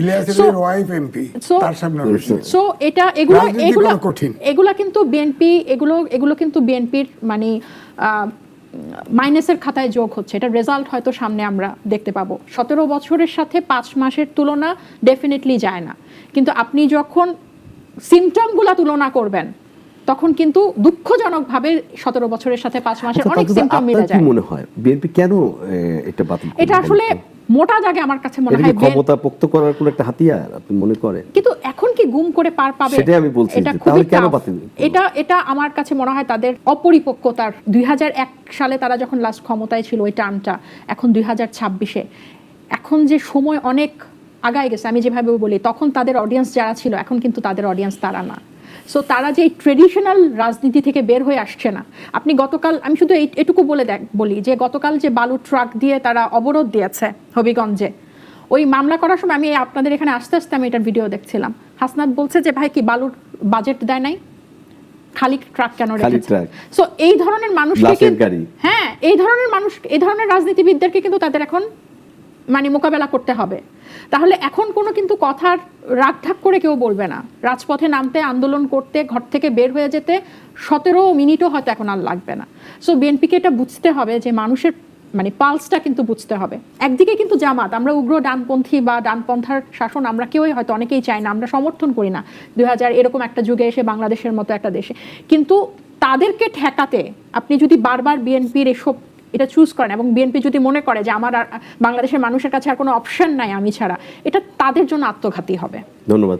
আসবে আপনার কাছে একটু জিজ্ঞেস করি, আপনি তো আরো আবার ভালো ব্যাখ্যা বলতে পারবেন যে কেন আসলে বিএনপি ধরেন এই গুম অধ্যাদেশটা বাতিল করে দিল। এবং আপনি আর একটু যোগ করিয়ে, গতকালকে আমি একটা খবরের কাগজে দেখলাম যে গুম অধ্যাদেশের যে তদন্ত, যেটা মানবাধিকার কমিশন থেকে করার কথা ছিল, এটা আবার পুলিশের কাছে ফেরত যাচ্ছে, এটা কেন আপনার কাছে কি মনে হয়, বা পুলিশ কমিশনটা হলো না? আমার বক্তব্য হলো জামাত ইসলামের অনেকগুলো উইকনেস আছে। জামাত ইসলামের ইগো ভেঙে দিতে চাচ্ছে বিএনপি। আমার কথা হলো সুপ্রিম কোর্টে যে রায় দিয়েছে, আমি যেটা প্রথম বলেছিলাম, সেই জায়গায় জামাত ইসলাম বসুক, বিএনপির সাথে বসুক। এখন সংসদটা একটা হয়েছে, জামাত ইসলাম সংসদীয় কমিটি বিএনপি প্রস্তাব দিয়েছে সংসদে, জামাতের আমি রাজি হয়েছে, রাজি হয়ে বলছে যে ঠিক আছে আপনারা সমান সমান নিয়ে করেন। হ্যাঁ, কিন্তু বিএনপি করার সময় 7-5 রাখছে, এটাই তো স্বাভাবিক, 2/3 মেজরিটি। আর আপনার আছে 80, এনসিপি সহ 70টি আসন, তো এটাই তো হবে। তো আমার কথা হলো সেখানে যায় যদি আপনার এইগুলি আলোচনাগুলি করে, আমার ধারণা বিএনপি অনেক দূর আগে, হয়তো যতদূর প্রত্যাশা তা না, কিন্তু কয়েক ধাপ এগিয়ে যেতে পারবো। এই যে কমিশনগুলি ধরেন 133টা অধ্যাদেশ ছিল, তার ভিতরে তো 97টা 98টা পাস করে ফেলছে, সবাই একমত হয়ে গেছে, পাস হয়েছে। 16টা টাইম বার্ড হয়েছে, টাইম বার্ড মানে 1 মাসের ভিতরে হওয়ার কথা, নেক্সট হয়তো উঠবে। আর 6টা কিন্তু বাতিল হয়ে গেছে। এই বাতিলের ভিতরে বিচার বিভাগ আছে, মানবাধিকার কমিশন আছে, এরকম 6টা। আমি তো নিজেও ওটার সংস্কার চাইতো। সুতরাং আমার কথা হচ্ছে যে ইগো বাদ দিয়ে আপনারা বসে, শুধু জামাতের সাথে ইগোর কারণেই কি এটা, মানে না, এটা আমার অনুমান। না, কিন্তু বিএনপি, আমার কাছে আপনার প্রশ্ন হলো, বিএনপি অন্য যেগুলো যেভাবে কণ্ঠঘটে পাস করে দিল, এইটা পাস করতে করলো না কেন? আপনার কাছে কি মনে হয়? এখানে লজিকও আছে। আমি কিন্তু বলছি, জানেন 133টা অধ্যাদেশ জারি করেছে। হ্যাঁ, আজকে বলতেই হচ্ছে, প্রেসিডেন্ট চুপ্পু ছিল কিন্তু আমার এলাকার লোক, আমার সাথে ব্যক্তিগত পরিচয় আছে, আমি তার সাথে সরাসরি কথা বলছি, সব ডকুমেন্ট আমাকে দেখাইছে। সে বলছে যে অনেক অধ্যাদেশ আমি জানিই না, বলছি। 1, 2 হচ্ছে অধ্যাদেশ জারি করে মিনিস্ট্রির একটা ড্রাফটিং সেল। তা আমি বুঝি আমার আত্মীয় স্বজন আছে, ডেপুটি সেক্রেটারি, জয়েন্ট সেক্রেটারি, এটা হেড করে। একটা বলেন, তারা তো আইনে স্পেশালিস্ট না। আমি হিসাব করে দেখছি প্রতিদিন 4.06টা করে অধ্যাদেশ জারি করতে হয়েছে। সেটা কি ঠিক মতো হয়েছে? এটা তো অবশ্যই আপনার আইন বিশেষজ্ঞদের যাচাই বাছাই করতে হবে। আমার মনে হয় করুক। আমি সেই ক্ষেত্রে বলছি, যে কমিশন 6টা যেটা বাতিল হয়ে গেল, এটা তারা বলছে শক্তিশালী করে করা হবে। তো সেটা আগে বলতে পারতো বিএনপি, সরকারের পক্ষ থেকে বলতে পারতো যে এই ল্যাপস আছে অধ্যাদেশগুলো, এইভাবে করলে শক্তিশালী হবে, তাই না? তাহলে তো এই কনফিউশনটা হয় না। তো এই জন্য আমি বারবার যেটা বলছি যে আপনারা এই যে ধরেন সংস্কার পরিষদ করা আর সংসদীয় কমিটি করা, এটা তো সুপ্রিম কোর্ট তাই বলে দিছে, জুলাই চার্টারও ছেড়ে দিছে। কিন্তু আরেকটা যে বিরোধী পক্ষের তো দাবি হচ্ছে সংবিধানকেই তারা করে না, করতে চায় না। সংবিধান বলছে যে এই সংবিধান 72-এর সংবিধান মুজিববাদী সংবিধান, সেই সংবিধান তারা রাখতে চায় না। সেই জায়গায় এখন আর নাই, এটা আগে ছিল, এখন নাই। সুপ্রিম কোর্টের রায়ের পরে সেদিনও ডাক্তার বললো, ওটা বলছে আর কি, যে এই সংবিধান পুনর্লিখন করতে হবে। আরে ভাই, ওই যে ব্যারিস্টার শাহরিয়ার কবির আছে না একটা, আমার সামনে বলছে, বলে কি কয় যে মাদ্রাসায় যে ধর্ষণ হয়, বলাৎকার হয়, এটা হলো শাস্তি দেওয়া, এটা বড় অপরাধ না, 12 ওয়াক্ত নামাজ পড়লেই গুনাহ মাফ। তো এরকম বলা জামাতের ভিতরে এলোপাতা নেই। এই জন্য আপনি ওই রিপোর্টে দেখবেন যে আমি জামাতের কে কি কইছি, আমি ওটা কোট করে নিশ্চয়ই দেখে নিব। তো সুতরাং এই জন্য বলছি যে আমার কথা হচ্ছে, ধরেন সাইডে একজন নেতা একটা লুজ স্টক করতে পারে, হ্যাঁ, ওইটা না ধরে। আমার কথা হলো এই সমাধানগুলো তো দরকার। বিএনপি বলতেছে আমরা জুলাই সনদ অক্ষরে অক্ষরে পালন করব। আমার কথা হলো কমিটিতে বসেন, বসে আপনি কমিটিতে ডিজাইন করতে পারবেন। কমিটিতে ধরেন 5 জন আর 7 জন, 12 জন আপনি এগুলি বলেন। গুম কমিশন নামই দিবে না, বলেই দিয়েছে না, ওই যে নাম দিবে না, আমার বক্তব্য হলো নাম দিবে, বসবে, বসার পরে তারা বাইরে এসে বলুক যে জুলাই সনদে এরকম প্রস্তাব দিয়েছি, তারা মানে না, আমরা তাদের পক্ষে থাকবো। কিন্তু তারা যাবে না, সমান হলে যাবে। সমান হলে কি মারামারি করবেন? ওখানে তো ছাত্ররা যেমন মারামারি করবে, সমান সমান ভোটে আমার কথা হলো ভোটে পাস হবে কেন? সমান সমান হলে আপনি জিতবেন, আর কম হলে জিতবেন না, এই অ্যাটিটিউডটা তো ঠিক না। এটা থেকে বেরিয়ে আসতে হবে। আমি একটু শেষ দিকে আসি। সম্প্রতি আমাদের জ্যেষ্ঠ সাংবাদিক আশরাফ কায়সার ভাই, তিনি ট্রাইব্যুনালে গিয়েছিলেন। সেখান থেকে আসার পরে একটি গণমাধ্যমের টক শোতে বলেছেন, খুব দ্ব্যর্থহীনভাবে ওনাকে বলতেই প্রথম শুনলাম, যে উনি কিন্তু আপনাদের এই জুলাই যুদ্ধ আন্দোলনের উনি রাজপথে ছিলেন, শেষ দিকে হলেও আমরা দেখেছি তাকে। তিনি বলেছেন প্রফেসর ইউনূস 26-27 বছর ছেলেমেয়েদেরকে ধ্বংস করে দিয়েছেন, তিনি তাদেরকে ক্ষমতালোভী করেছেন, তাদেরকে দুর্নীতির মধ্যে তাদেরকে নিয়ে এসেছে, এবং তিনি যেটা বোঝাতে চেয়েছেন যে এরা যে রাজনীতি করছে এই রাজনীতিটা আসলে তারা যে জুলাই আন্দোলনে যে ইচ্ছা ছিল সেটাকে পুঁজি করে তারা এখন এসে রাজনীতি মুখে ক্ষমতা লিপ্স হয়ে উঠেছে, এবং যে ধরনের রাজনীতি করছে এটা কোনোভাবেই কাম্য না, এবং এটা প্রফেসর ইউনূস সাহেবকে উনি সরাসরি দায়ী করেছেন। আপনার কাছে আমার প্রশ্ন হচ্ছে যে আজকে যারা একসাথে ছিল, যারা একসাথে যাদেরকে নিয়ে, ধরুন আমি আশরাফ কায়সার ভাইদের কথা বলছি, যারা রাজপথে ছিল, তারা আজকে ঠিক কেন মুখ ফিরিয়ে নিচ্ছে, বা সেই সময় যে সরকারের উপদেষ্টা হওয়াটাও অনেকেই, আজকে মাহমুদুর রহমান সাহেবকে আমি দেখলাম তিনি বলেছেন যে বিপ্লবীদের এটা বড় একটা বিরাট ভুল ছিল এইখানে যাওয়াটা। আপনি কি মনে করেন তাই? ফিরাই আমার মনে হয় না উনি নিবেন, কিন্তু ওনার এই ধরনের সমালোচনা খুবই যৌক্তিক আমার কাছে মনে হয়। কিন্তু ওনার মতো এরকম অনেকেই আছেন, এটা আমাদের একটা বিশ্বাস যে ওনারা কখনো তরুণদের থেকে মুখ ফেরায় নেবেন না। এখন দেখেন যে বিপ্লব হওয়ার পর, গণ অভ্যুত্থান সফল করার পর আমরা সবাই সমালোচনা করি যে এই 3 জন ছাত্র কেন সরকারের অংশ হলো, এটা ভুল হয়েছে, হয়তো ভুল হয়েছে, কারো চোখে এটা শুদ্ধ হয়েছে, কিন্তু তার আগে তারা কি করেছে? তার আগে তারা এমন কিছু একটা ঐতিহাসিক গণ অভ্যুত্থানের নেতৃত্বের পর্যায়ে ছিল, নেতৃত্ব দিয়েছে, যেটা বিদ্যমান কোনো রাজনৈতিক দল করে হাসিনাকে ফেলতে পারে নাই বা আওয়ামী লীগকে ফেলতে পারে নাই। সো তারা দেশকে স্বৈরশাসক থেকে মুক্ত করেছে। দেন তারা এর পরের অধ্যায় কি? এর পরের অধ্যায়ে হয়তো তাদের অনেক ভুল আছে। এই ভুল থাকারও অনেকগুলো কারণ আছে। কারণগুলো আমি এক সাইডে রাখলাম। তাদের কোনো জাতীয় রাজনৈতিক তাদের কোনো অভিজ্ঞতা নাই, কোনো অ্যাক্টরকে তারা চেনে না। বিএনপি সবাইকে চেনে, জামাত অনেককে চেনে, তারা গুপ্ত রাজনীতি করেছে, তারা আওয়ামী লীগকেও চেনে, সবাইকে চেনে। বিএনপি দেশ পরিচালনা করেছে, অন্যতম বড় দল। সো অনেকে অনেক কিছু চেনে। এই ছেলে মেয়েগুলাকে হয়তো কাউকেও চেনে না, এরা কাউকে চেনে না। সো তারা যেটা নিজেরা মনে করেছে ওই সময় 6 আগস্ট যা মনে করেছে হয়েছে, ভুল হয়েছে, শুদ্ধ হয়েছে, গণ। এবং এই ধরনের সমালোচনা আমার কাছে মনে হয়, যেটা বললাম, যৌক্তিক, কিন্তু এটা দিয়ে কনক্লুশনে পৌঁছানো যাবে না। মাত্র গণ অভ্যুত্থানে 2 বছর হয়েছে, রাইট? আপনি যত বলেন না, কোনো জিনিসের ভেতরে থাকলে আপনার ওই সারাউন্ডিং বোঝা যায় না। আপনি যত উপর থেকে যাবেন, দূরে যাবেন, তত ওই জিনিসটা একদম পরিষ্কার হবে। সো আমার কাছে মনে হয় আমরা যত সময় যাচ্ছে, যত দূরে যাচ্ছি, হয়তো আপাত দৃষ্টিতে দেখে মনে হচ্ছে যে আমরা এক একজন এক এক দিকে ছড়ায় ছিটায় আছি, কিন্তু ভবিষ্যৎ হয়তো আমাদেরকে যত দূরে যাবে, যত সময় গড়াবে, দেখা যাবে যে আমরা আরো সংগঠিত হচ্ছি। আমরা বলতে জুলাইয়ের সব শক্তিগুলা, সেখানে যে শুধু তরুণ বা বয়সের ভিত্তিতে না, যারা এই বাংলাদেশের রাষ্ট্র সংস্কার চায়, একটা গুণগত পরিবর্তন চায়, গণতান্ত্রিক পরিবর্তন চায়, যেটা আমরা স্বৈরতন্ত্র থেকে গণতন্ত্রের দিকে যেতে পারি না। যে সংবিধানের কথা যেই বলেছে, আমি সেটাকে সম্পূর্ণ সমর্থন করি। এই সংবিধান আওয়ামী লীগ তার নিজ দলকে মাথায় রেখে তৈরি করেছে, এবং বিভিন্ন দেশে, বাংলাদেশের বিভিন্ন দেশে, বিভিন্ন উন্নত দেশে তাদের গণতান্ত্রিক রূপান্তরের জন্য তারা বারবার সংবিধানে হাত দিয়েছে। আর আমাদের দেশে বারবার সংবিধানে হাত দেওয়া হয়েছে দলীয় কারণে, দলীয় স্বার্থে। তাহলে এতগুলো মানুষের জীবনের পর কেন এটাতে হাত দেওয়া যাবে না? প্রধানমন্ত্রীর যদি ক্ষমতা কমে, সেটা তো শুধু তারেক রহমান সাহেবের কমবে না, পরবর্তীতে যে আসবে তারই কমবে। তাহলে বাংলাদেশের মানুষ কেন এরকম একজন জবাবদিহিতাপূর্ণ একটা সরকার চাইবে না? সো এরকম আরও অনেকগুলা আমি বলতে পারি এই সংবিধানের দুর্বলতা নিয়ে। সো সমালোচনাগুলোকে আমরা স্বাগত জানাই, যে কোনো ধরনের সমালোচনা। ভুল হয়েছে, পারি নাই, ব্যর্থ হয়েছি, এই ধ্বংস করে দিয়েছে, ক্ষমতা লোভী, সব ঠিক আছে, কিন্তু এটাই শেষ না। এটা হচ্ছে বড় কথা, কারণ বাংলাদেশের একজন নতুন অভিভাবক লাগবেই।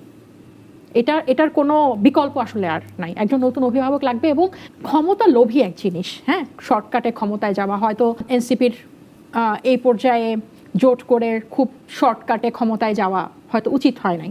আমি নিজেও এটার পক্ষে ছিলাম না, এবং আমার নিজেরও একটা স্ট্যান্ড ছিল। কিন্তু আলটিমেটলি আপনাকে স্টেট পাওয়ারে যেতে হবে আপনি যদি পরিবর্তন চান। আপনি অ্যাক্টিভিজম করে, আপনি টক শো করে, আপনি আরেকজনের সমালোচনা করে আপনি কখনোই বদলাতে পারবো না। সো ক্ষমতা টার্গেট করা is not a bad thing. ক্ষমতায় যেতে চাওয়া এটা খারাপ জিনিস না। এটাকে আমরা এভাবে নেগেটিভভাবে দেখার কোনো কারণ নাই।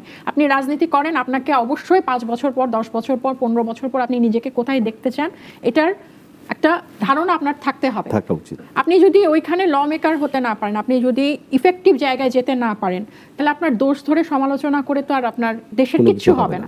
সো এই ধরনের আশরাফ ভাইয়ের মতো যারা আমাদের সমালোচনা করে, যারা তরুণদের সমালোচনা করে, ভুল করে, মোস্ট ওয়েলকাম। আমি এগুলোকে, কিন্তু এটাই কনক্লুশন না। কিন্তু কোনটা নন নেগোসিয়েবল, সেটা হচ্ছে দুর্নীতি। ভুল এক জিনিস, তার স্ট্র্যাটেজিতে ভুল হয়েছিল, তার উপদেষ্টা হওয়া ঠিক হয় না এক জিনিস, কিন্তু কেউ যদি দুর্নীতি করে, অনিয়ম করে, সেটাতে সেটার উপর আর কোনো কথা নেই। কিন্তু সেটার যদি না করে, আপনার যদি কারো বিরুদ্ধে দুর্নীতির কোনো প্রমাণ না থাকে, দুঃশাসনের, অনিয়মের, কোনো ধরনের ভায়োলেন্সের কোনো যদি আপনার প্রমাণ না থাকে, তাহলে আমার কাছে মনে হয় এটা মাত্র 2 বছর গেছে, এটা লম্বা সময় আছে। এবং এদের পুরো বর্গটাই, পুরো জুলাইয়ের বর্গটা এবং যে নতুন প্রজন্ম রাজনীতিতে আসছে, এদেরকে অবশ্যই সময় দেওয়া উচিত সামনের পথ পাড়ি দেওয়ার জন্য। আজ ভাই আবার ঘুরে ফিরে এএফপি ইন্টারন্যাশনাল গণমাধ্যম, সেখানে সাবেক প্রধানমন্ত্রী শেখ হাসিনা বর্তমানে ভারতে অবস্থান করছেন, যিনি 5ই আগস্টে দেশ থেকে পালিয়ে গিয়েছিলেন, এবং শুধু পালিয়ে যাননি, তিনি তার আত্মীয় স্বজনকে নিয়ে গেছেন, কিন্তু অসংখ্য দেশের নেতাকর্মীকে তিনি, তাদের কি হবে তাদের রেখে চলে গেছেন। তিনি কালকে আবার একটি সাক্ষাৎকার বলেছেন যে তিনি 3টি পরিণতির কথা জেনেই তিনি দেশে আসবেন, কিন্তু তারপরও বলছে পরিণতি কি, তাকে অ্যারেস্ট করা হতে পারে, তাকে মেরে ফেলা হতে পারে, তার বিরুদ্ধে অনেক ধরনের তার উপর অন্যায় অত্যাচার হতে পারে। কিন্তু বলেছেন যাদেরকে তিনি রেখে গিয়েছেন, আমরা বলছি পালিয়ে গেছেন, সেই নেতাকর্মীদের বিপদের পাশে এসে তিনি দাঁড়াতে চান। তিনি বলছেন, আজ ভাই আপনাকে ছোট্ট করে জানতে চাই, আসলে উনি আসবেন, আপনার মনে হয় কি এই আওয়াজটা কেন দিচ্ছেন? না, এটা অনেক বড় আলোচনা, আমি সংক্ষেপে বলি। জি, আপনি কি এই যে কোনো একটা যত স্টেটমেন্ট দিছে, কোনো সময় তার ভয়েস শুনছেন? কোনো সময় রিপোর্টারকে উপস্থিত দেখেছেন? না, সব ইমেইলে দেওয়া সাক্ষাৎকার। ইমেইলে দেয়, সাক্ষাৎকারও দিছে, শুনি। একমাত্র পৃথিবীতে বড় একটা দেশ ভারত, যেখানে গদি মিডিয়া আছে, গদি মিডিয়া আছে, অর্থাৎ ওখানে পশ্চিমা দেশে কিন্তু আপনার লবিস্ট পাওয়া যায়, তাই না? এখন এগুলো যে মাঠ গরম রাখার জন্য যে ছাড়ছে না তেমন না, হতে পারে তো এটা ইন্ডিয়ার মোদী সরকারই এগুলো করাচ্ছে, এক হতে পারে। এএফপি মতো প্রতিষ্ঠান কি এটা করবে? এপি রয়টারও দিছে, রয়টার ওখানে এপি তো ডাইরেক্ট দেয় না, এপি তো ওখানের আপনার ভারতের যে আছে সে গদি মিডিয়ার হতে পারে, দিয়ে দিছে। তারপরেও আমি বলবো শেখ হাসিনা আসা উচিত এই কারণে, যদি তার রাজনীতি ঠিক রাখতে চায়, কারণ তাকে মরতে হবে, নাহলে ধরা দিতে হবে, তাছাড়া তারা আওয়ামী লীগ বাঁচবে না। 1, 2 হচ্ছে, আপনি বলেন শেখ হাসিনা তো ওখানে অতিথি, ভারতে আমাদের এখানে পালিয়ে গেছে, ওখানে অতিথি, কারণ সবগুলো পার্টি মিলে তাকে আশ্রয় দিয়েছে। আপনি বলেন তো শেখ হাসিনা যে আছে ভারতে, একটি তার আত্মীয় স্বজন, ছেলে মেয়ে, আত্মীয় স্বজন, এমন যে নেতাকর্মী আছে, কারোর সাথে একটা ছবি দেখেছেন? কারোর সাথে একটা কথা বলা দেখেছেন? তো আমি তো মনে করি এটা হলো জাস্ট পলিটিক্যাল গদি মিডিয়া, ভারতের এটা, ভারত আমাদের এই দেশটাকে অস্থির করার জন্য একটা প্রভোগ করতেছে, যেমন পুশিন করতেছে। পুশিন আপনি বলেন বাংলা ভাষী যত মুসলমানদের সব পুশিন করতেছে, ওখানে তো প্রায় 1-150 নেতাই আছে আওয়ামী লীগের, ওরা বাংলাভাষী, অধিকাংশ বাংলাভাষী মুসলমান না, একটা পুশিন করছে? একটা করে নাই। তার মানে তারা অতিথি হিসেবে ওখানে আছে। এবং ভারত চায় যে 28টা প্রদেশ আছে আর 8টা কেন্দ্রশাসিত সরকার আছে, ভারত চায় বাংলাদেশে একটা কেন্দ্রীয় শাসিত সরকার প্রতিষ্ঠিত হোক। এই কারণে তারা, এছাড়া অনেক কথা আছে, তারা না যে রংপুর বিভাগ দখল করতে চায়, কিনে নিতে চায়, না হলে আর্মি দিত, নানান কথা আছে, এগুলো নাই বে চললাম। আমার কথা হলো শেখ হাসিনা, হ্যাঁ ভারত চাচ্ছে হয়তো সরকারের সাথে, সরকারকে বাগে নিতে চায়, সরকার তো ছুটে যায়, চীনের দিকে যায়, আমেরিকার দিকে যায়, বাগে, অর্থাৎ কেন্দ্রীয় শাসিত সরকারের মতো একটা সরকার এখানে চায়। দিল্লির অনুগত সরকার, তারা তো জনগণ টু জনগণ সম্পর্ক আমি ছোটবেলা থেকে দেখি না। আপনার কি মনে হয়? আইজ ভাই বললো যে হাসিনার রাজনীতি ঠিক রাখার জন্য হলে তাকে, আমার মনে হয় না হাসিনার কোনো রাজনীতি আর আছে, এবং এগুলো সবই তার মিথ্যা কথা, এবং একটা জাস্ট দলীয় নেতা কর্মীদেরকে সবাইকেই সে ডিজোন করে ডিচ করে চলে গেছে, এবং পুরা দল তাসের ঘরের মতো আসলে ভেঙে গেছে। এত বড়, এত ঐতিহ্য এই একটা দলের, যে একজন মানুষ নাই এই দলের হাল ধরবে, মানে এতটা অপকর্ম বা এতটা দুঃশাসন সে করে গেছে। এবং এক কথায় আমি বলি, আমার কাছে মনে হয় না যে সে কখনো ফিরবে। হ্যাঁ, এটা আমার একদম ব্যক্তিগত। হাসনাত আব্দুল্লাহ বলেছে যে পালাবে না বলে চলে গেছে, আর আসবে বললে আসবে না। এটা আমার একদম ব্যক্তিগত মত। 15 আগস্টে পরিবর্তন হয়েছে, তার ফ্যামিলি হত্যা হয়ে গেছে, সে জার্মান থেকে ভারতে এসে কত বছর ছিল আপনি বলেন? এবারের আন্দোলনে সে চলে গেছে। 1/11-এর সময় বেগম খালেদা যে রয়ে গেছে, শেষ পর্যন্ত মারা গেছে, শেখ হাসিনা ঠিকই চলে গেছিল। সুতরাং তার মতো যেরকম আওয়াজ দিচ্ছে, এটা গদি মিডিয়া ছাড়া এরকম আওয়াজ তার অত সাহস নাই। যাই হোক, আমরা তারপরও দেখি শেষ পর্যন্ত আরো কি হয়, রোমাঞ্চিত হয় কিভাবে আমাদের রাজনীতির পট পরিবর্তন হতে থাকে। আমরা নিশ্চয়ই তারপর একটা সুন্দর বাংলাদেশ, যে বাংলাদেশের জন্য আমাদের 71 থেকে শুরু করে 24 সাল পর্যন্ত আমাদের অজস্র প্রাণের বলিদান হয়েছে, অনেক মানুষের আত্মত্যাগ রয়েছে, অনেক মানুষের যেই রাজপথে ঝাঁঝালো মিছিল করেছে, সবারই একটি স্বপ্ন ছিল সুন্দর বাংলাদেশ। আমরা সেই সুন্দর বাংলাদেশের অপেক্ষায় থাকলাম, আর আজকে এখানেই শেষ করছি আমাদের আজকে অনুষ্ঠানটা।